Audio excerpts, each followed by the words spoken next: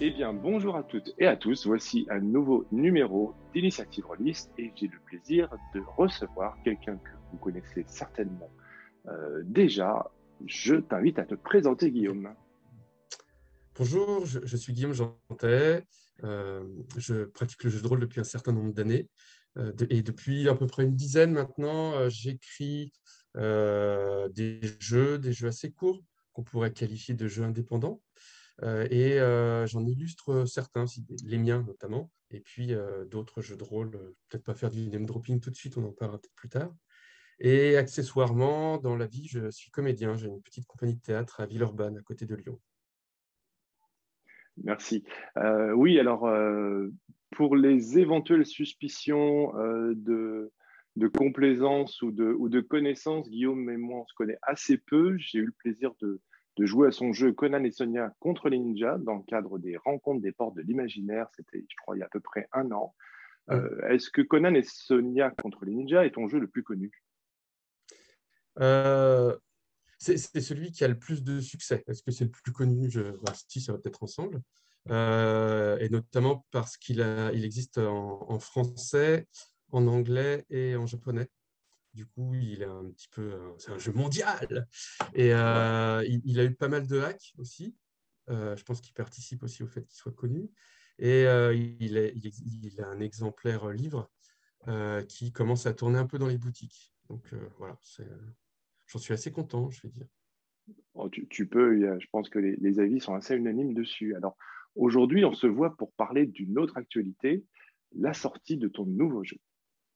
Oui, mon nouveau jeu qui s'appelle Nuit, qui est du coup le dernier en date, je crois pas dire de bêtises, je crois que j'en ai pas réécrit depuis, que j'ai sorti fin octobre, début novembre. Je suis nul avec les dates, c'est terrible, ça fait même pas 2 mois, je sais déjà plus quand je l'ai sorti. Bref, donc c'est un jeu de rôle un peu particulier. Nuit, c'est un jeu de rôle qui se joue dans le noir complet, ou les yeux bandés. Mais vraiment, c'est pas juste qui joue dans la pénombre avec des bougies, c'est qu'on joue dans le noir complet. Et puisque une de mes motivations, c'était de créer un jeu où voyants et non-voyants partageaient la même expérience de jeu. Donc, ils jouent dans le noir complet. On va jouer dans un univers post-apo où la lumière n'existe plus. Et la transmission des règles se fait par un fichier audio. Il n'y a pas de version écrite du jeu. Donc, c'est un jeu où le sens de la vue est totalement absent. Oui. Dans ce que tu dis, en fait, ça me fait réagir parce que c'est effectivement une chose différente que la vue, enfin, que tous les hommes ou les humains et éventuellement les animaux, mais ça, c'est la liberté de l'histoire qui sera jouée ensemble, soit aveugle ou bien on est tout bonnement dans le noir et dans ces cas-là, imaginons que quelqu'un réussisse à faire un petit feu, est-ce qu'il le verrait ou bien c'est le sens de la vue qui est perdu? Euh, dans le jeu, j'ai volontairement pas donné de réponse parce que moi, j'aime bien le mystère et j'aime bien que si les gens ont envie de le résoudre, que les solutions puissent venir de la table de jeu. Par contre, ce qui est sûr, ça je le décris, c'est que si on allume une allumette, par exemple, on va sentir la chaleur de l'allumette, mais on va pas voir sa lumière. Donc, est-ce que l'humanité, l'entièreté de l'humanité a perdu le sens de la vue? Est-ce qu'il y a une chape magique? Je sais pas, on a ouvert une dimension vers un portail infernal qui fait que la lumière est capturée. Enfin, chacun peut l'interpréter comme il veut.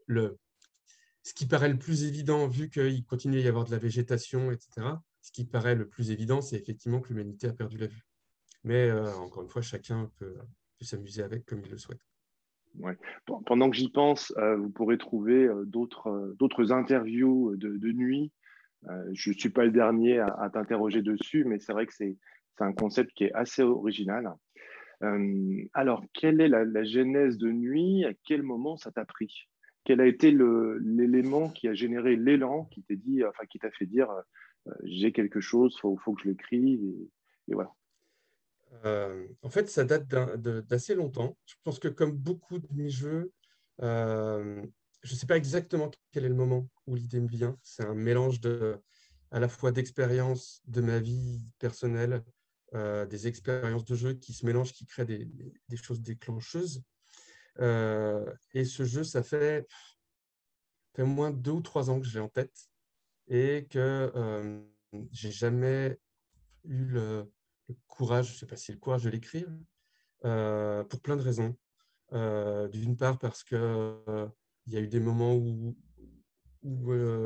parler malgré tout du handicap, parce que ça parle aussi du handicap, je ne me sentais pas forcément légitime. Aussi pour des contraintes techniques, je voulais un jeu audio, je n'avais pas forcément les compétences pour le faire. Donc il y a plein de choses qui se mélangeaient, qui m'ont fait traîner un peu.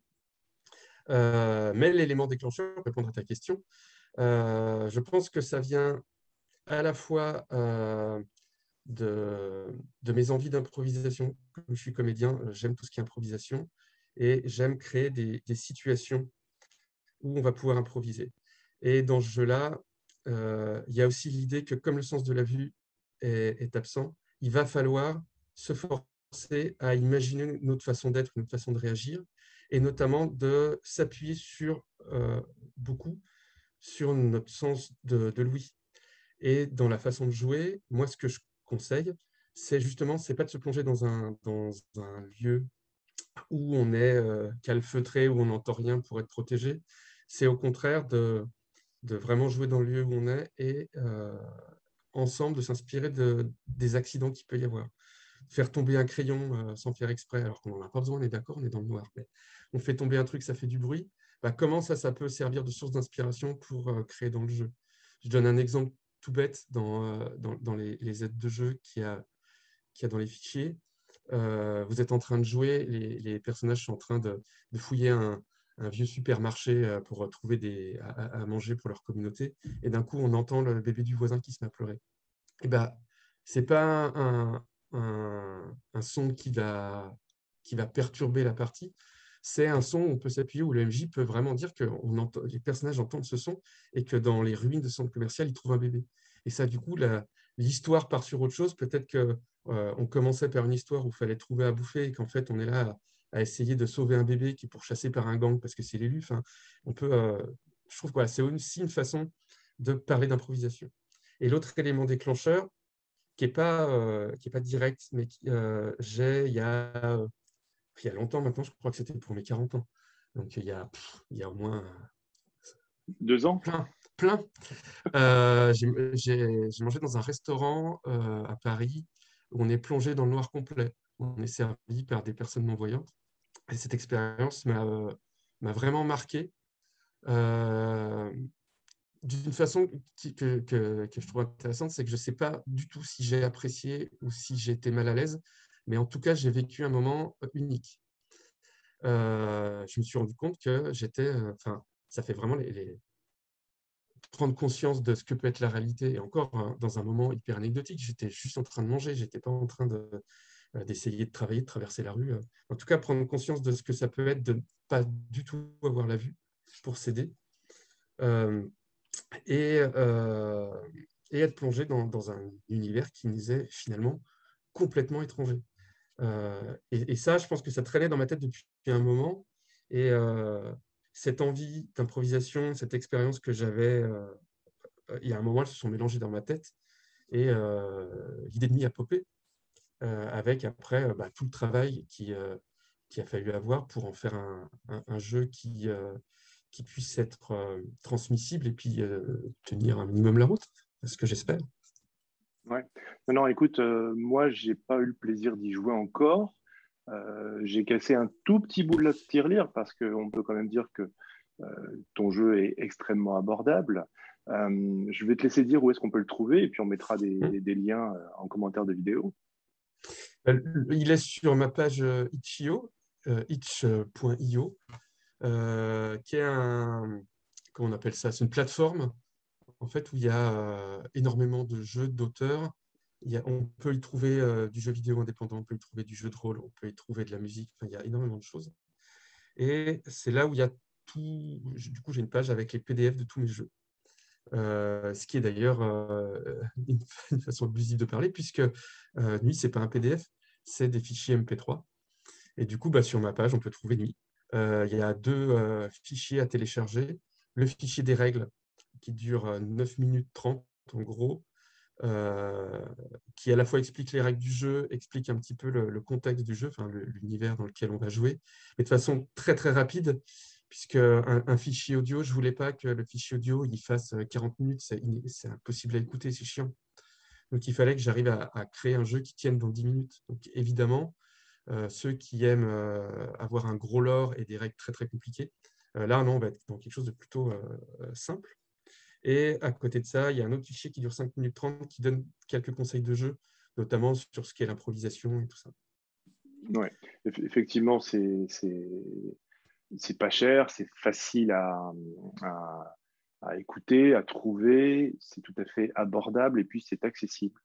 Moi, en l'entendant, je me suis rendu compte que je pouvais et je pourrais très bien le faire jouer à des néophytes et c'est quelque chose d'assez intéressant parce que on sait, toi et moi, les qualités et le plaisir que peut donner le jeu de rôle, donc autant en profiter pour en faire la promotion et que les gens puissent vivre différentes choses.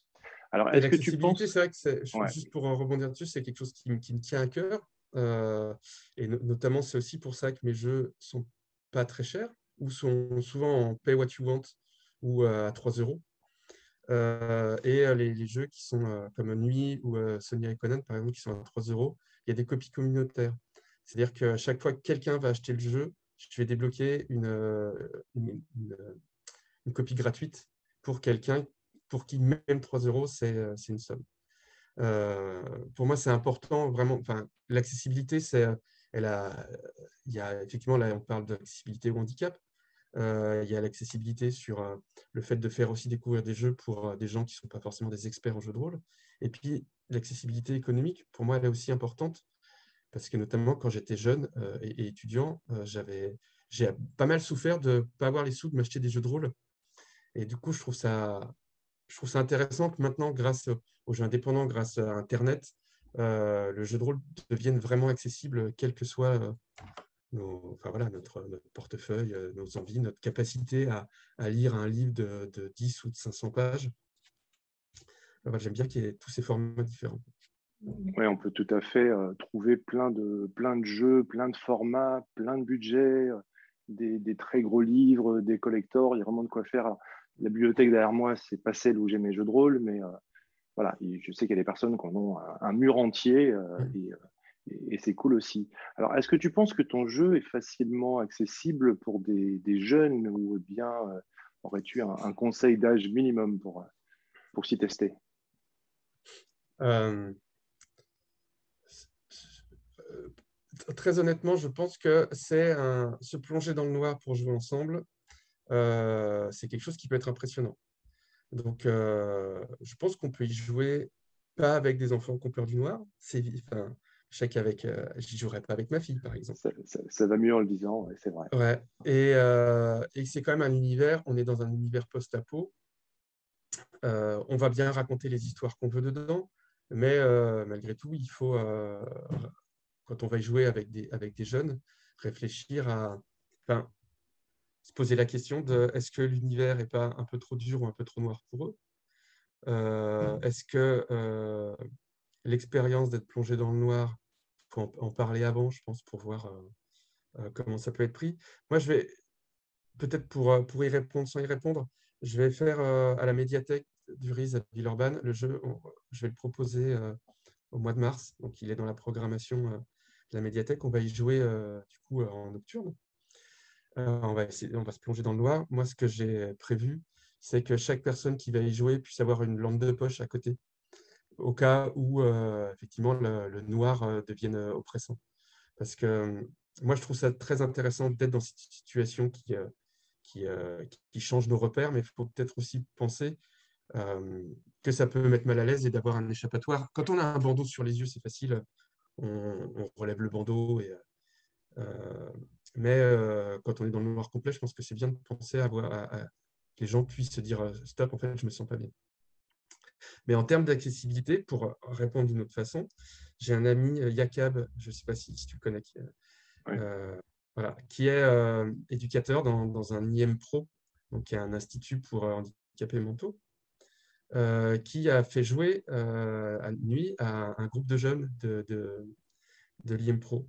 Et, euh, et il m'a fait écouter du coup la partie, puisqu'ils ils sont enregistrés.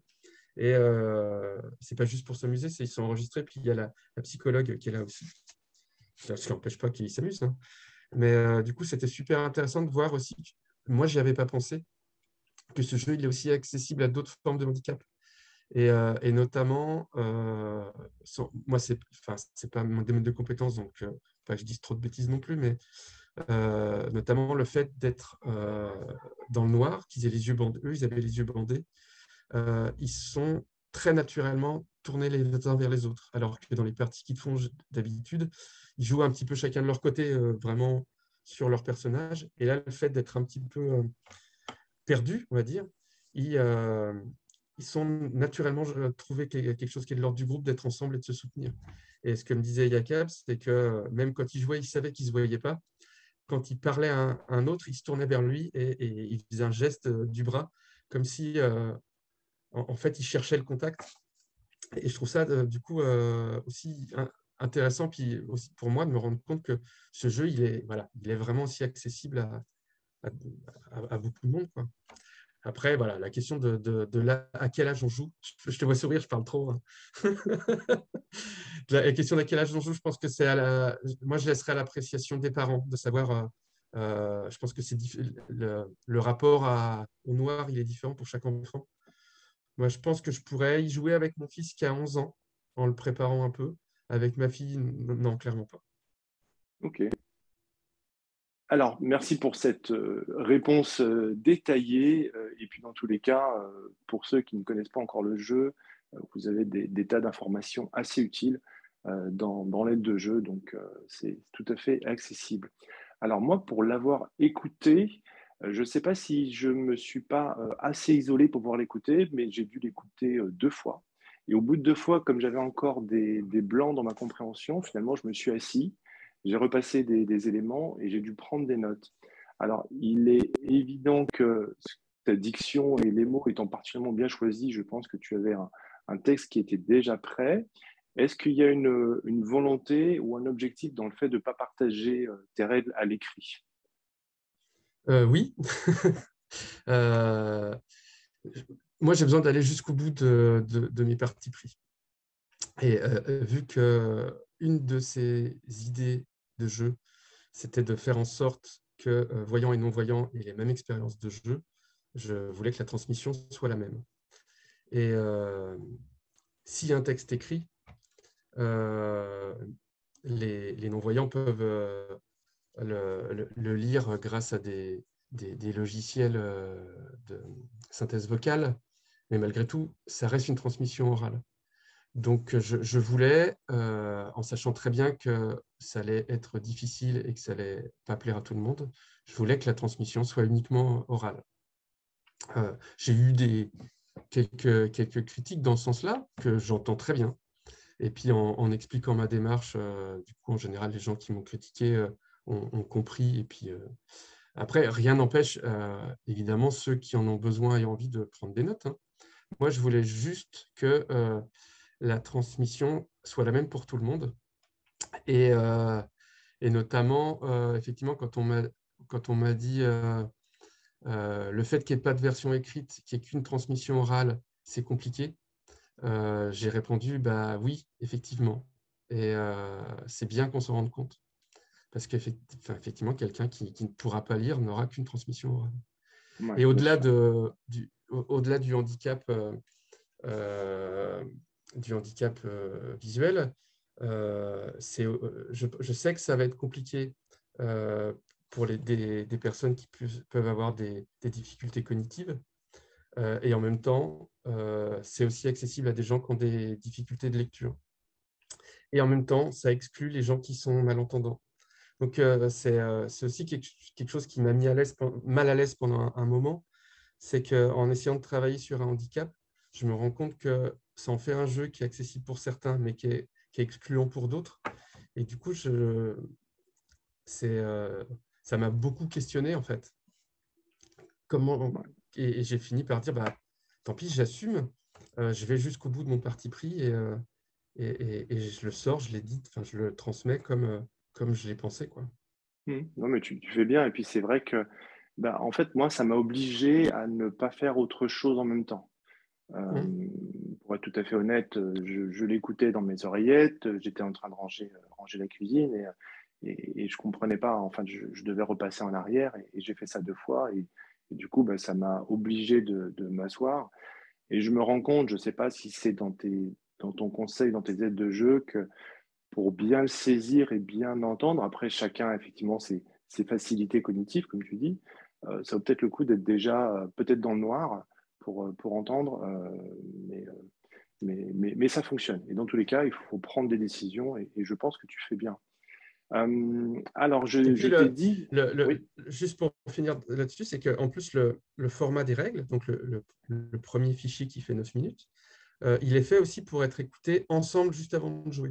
ouais, Donc, il est à écouter aussi par celui qui va préparer la partie pour maîtriser, comprendre les règles, savoir ce qu'il va en faire, mais aussi à écouter ensemble parce que du coup, ça veut dire que avant de jouer, quand on va commencer à jouer, on se met tous sur un pied d'égalité.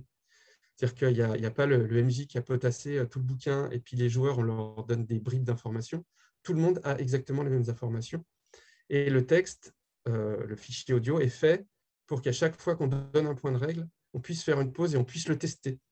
C'est-à-dire que quand on parle de la résolution d'action, on fait une pause et quelqu'un propose une action et on essaye de la faire pour voir si tout le monde a compris. Et du coup, quand on écoute les règles, on est potentiellement déjà en train de jouer, déjà en train d'échanger, déjà en train de transmettre le jeu. Et ça m'intéressait aussi beaucoup comme façon d'écrire, en fait. ouais, ouais, c'est vrai. C'est effectivement, intéressant et puis c'est vrai que, ça crée un contexte, on s'engage et on n'est pas, à essayer de faire plusieurs choses à la fois et après c'est juste des habitudes. Moi, je sais que j'ai tendance à je peux regarder une série avec le téléphone à gauche, l'ordi à droite, et puis si je suis capté, je vais arrêter d'essayer de diviser mon attention. En tout cas, bah, c'est vraiment vraiment plaisant. J'ai hâte d'y jouer et j'ai hâte de le faire jouer. Alors, je t'avais dit, quand on a imaginé faire cette interview de ton jeu et de toi, que j'allais tester un jeu qui s'appelle Sable Noir. Alors, il s'avère que j'y ai joué et je faisais un parallèle marrant parce que c'est un jeu dans lequel on nous invite à avoir les yeux bandés, mais c'est une expérience différente et de toi à moi, ben, j'ai préféré ton jeu, même si je n'ai pas encore joué. Et ça fonctionne. Donc, il y a plusieurs initiatives qui se font de plus en plus, d'aller chercher des expériences de jeux nouvelles. Donc, c'est vraiment une bonne chose. Alors, quand j'ai écouté les règles de ton jeu, je me suis posé la question, est-ce qu'il n'y aurait pas une difficulté pour l'imagination, pour poser une situation de départ? Et je me suis un petit peu inquiété. Est-ce que là-dessus, tu ne te sentirais pas de faire une aide de jeu complémentaire pour proposer des points de départ? Hum. Ouais, c'est pas bête. Ouais, ouais, je pense que c'est une bonne idée. Euh, c'est vrai que par rapport à ma pratique, parce que j'écris en fait euh, très égoïstement, j'écris les jeux qui correspondent aussi à ma pratique. Euh, dans- de- euh, je lis jamais de scénario écrit par d'autres. Euh, J'aime beaucoup inventer, proposer, encore une fois, enfin, je pense que c'est lié aussi au fait que je sois comédien et que j'aime proposer des choses. Du coup, je n'ai pas forcément le réflexe d'écrire des scénarios. Et la plupart d'ailleurs des jeux que j'écris sont plutôt des jeux à monde émergent, enfin Sonia et Conan par exemple. Il y a pas, le but c'est de jouer ensemble. Euh, Quand j'ai écrit Milky Monster, mon premier jeu, je me suis rendu compte après que c'est un jeu pour jouer avec des enfants, mais j'ai même pas mis un scénario dedans, alors que c'est aussi une façon d'aider les gens qui vont découvrir le jeu. Et du coup, évidemment, pour lui, je ne l'ai pas fait.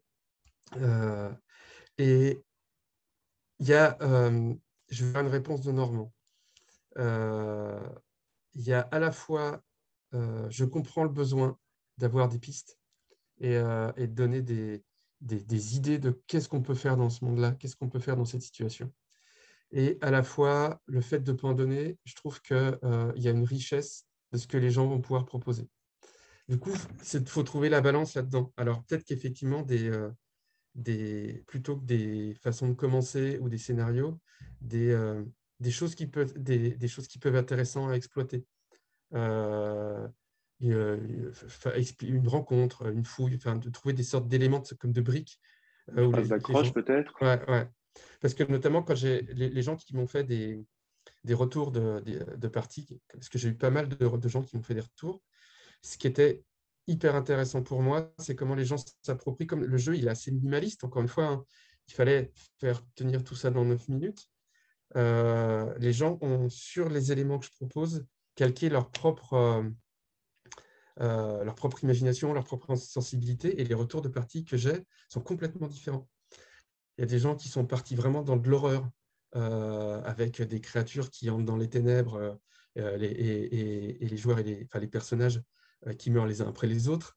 Il y en a qui sont partis vers quelque chose de vraiment de mode d'exploration, un peu voilà, on va aller chercher de la bouffe pour notre communauté, un peu comme une sorte de partie de film de zombies. Enfin, tu vois, c'est pas Ouais. trop ce qu'il y a peut-être des menaces, mais c'est pas la menace la plus importante, c'est comment on va trouver des solutions pour nourrir ou défendre ma communauté. Et il y en a qui sont partis dans de l'aventure pure, où c'était de la visite de donjons dans le noir, quoi. Et je trouve ça intéressant. Euh, mais j'entends le besoin. Donc, je ne peux pas répondre si je le ferai. Je ne sais pas encore, parce que ça va pas dépendre que moi. Encore une fois, sur la création sonore, moi, je n'ai pas les compétences. Du coup, j'ai travaillé avec un musicien, Charlie Doublet, qui est le musicien qui travaille avec moi dans ma compagnie de théâtre. Du coup, on a travaillé ensemble. Et là, on est en train de travailler ensemble avec Nadège, qui est une joueuse qui a fait la traduction anglaise. Donc, on est en train déjà de travailler sur la version anglaise. Et donc, je ne sais pas si on va créer des choses en plus ou pas. Je sais pas. Voilà. Pour l'instant, Ouais. au jour d'aujourd'hui, j'en sais rien. Moi, j'ai lu en fait le résumé partagé par Yakab et j'ai trouvé ça intéressant et peut-être qu'il y aura un endroit, un lieu où chacun pourrait faire un petit résumé de ce qu'ils ont fait, de Mm. ce qu'ils ont joué. Alors, libre aux gens de s'en servir ou pas. Mais c'est vrai que ça peut servir, enfin, ça pourrait servir. Et Mm. je me rappelle d'une conversation, peut-être que je l'ai eue avec toi, sur que faire dans des situations où finalement les joueurs et joueuses ne sont pas inspirés, ne font rien. Et je crois que c'est toi qui m'avais répondu, ne rien faire, c'est aussi une situation de jeu, c'est aussi une expérience. Et dans ton jeu, je pense que même si à un moment il y a un silence de 30 secondes, une minute, ça devrait. Et j'imagine que pour ma part, ça me mettrait dans un embarras, mais ce serait une sensation que j'apprécierais et finalement, je serais peut-être le premier à rompre le silence. Mm. Et Et puis, du coup, c'est intéressant de voir qu'est-ce que provoque un silence quand en plus on est dans le noir. ouais, C'est-à-dire que quand on fait une partie, notamment en IRL, quand il y a un silence, on a tendance à se regarder. Et puis, du coup, c'est les joueurs qui reviennent. Euh, euh, Parce que du coup, on est en train de se regarder en tant que joueur pour savoir s'il y en a un qui va parler, s'il y en a un qui a une idée. Alors que quand on n'a pas ce rapport visuel, ce silence-là, est-ce qu'on reste dans nos personnages ou c'est les personnages qui sont face à un vide? Est-ce qu'on décroche? Mais en même temps, si on décroche, les autres ne vont pas forcément s'en rendre compte parce qu'ils ne voient pas. Et c'est intéressant de voir si justement, effectivement, ça provoque quelque chose dans le jeu.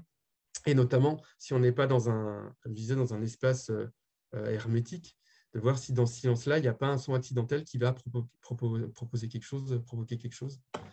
Euh, Moi, par exemple, un de mes fantasmes, c'est de jouer à la nuit, de nuit dans une forêt. Parce que la nuit, une forêt, c'est absolument pas silencieux, quoi.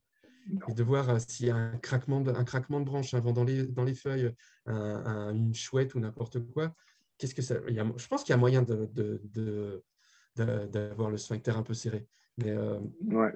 Mais je pense que ça peut être Et, vachement et intéressant. la gorge nouée, ouais. Ouais. Je sais pas s'il faudrait commencer directement par une partie dans une forêt, mais c'est sûrement quelque chose à faire.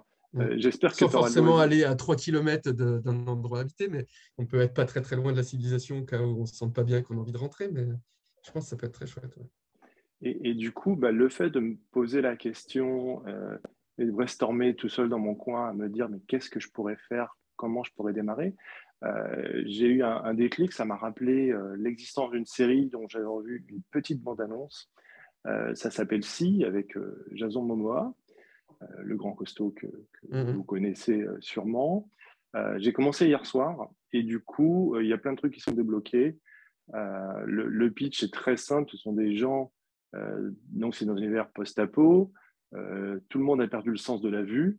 Et du coup, on voit des tas de choses, des tas de trucs très logiques auxquels on ne pense pas forcément. Donc, rien qu'un épisode de ça m'a donné en fait une vingtaine d'accroches possibles. Mhm. Donc, ceux qui, comme moi, seraient dans ce cas présent, auraient un manque d'imagination, ça peut être une piste.